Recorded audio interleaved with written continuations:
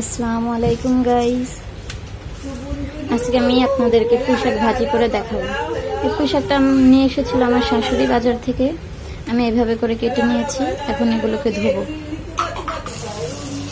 এই যে আমি এগুলো ধুচ্ছি, এখন সুন্দর করে এগুলো ধুবো।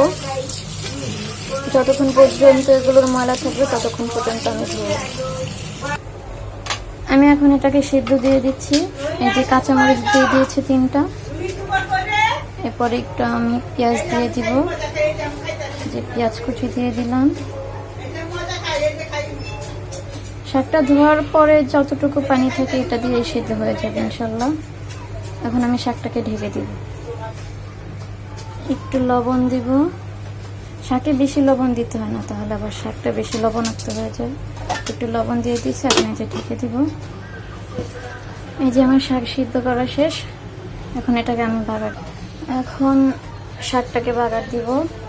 তো তেল দিয়ে দিলাম পরিমাণ মতন। তেলের ভিতরে শুকনো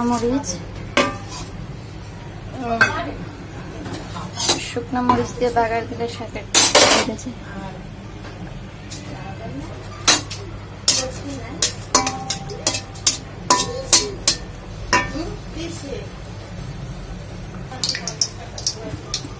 শাকে একটু রসুন, একটু পেঁয়াজ বেশি দিলে তাহলে শাকটা মজা লাগে খেতে। তাই আমি একটু রসুন বেশি দিয়েছি, পেঁয়াজ বেশি দিয়েছি।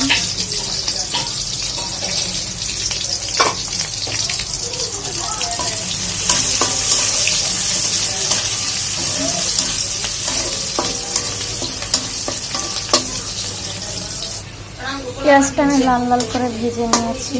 পুরোপুরি লাল হবে না, হালকা লাল কালার। এখন আমরা শাকটা দিয়ে দিব।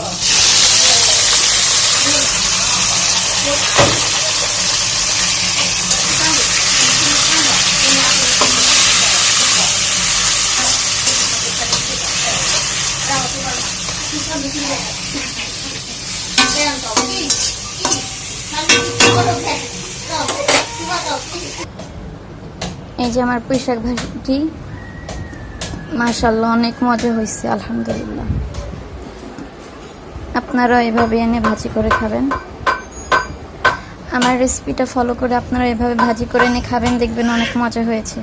আর অবশ্যই আমাকে কমেন্টে জানাবেন কেমন হয়েছে ভাজিটা।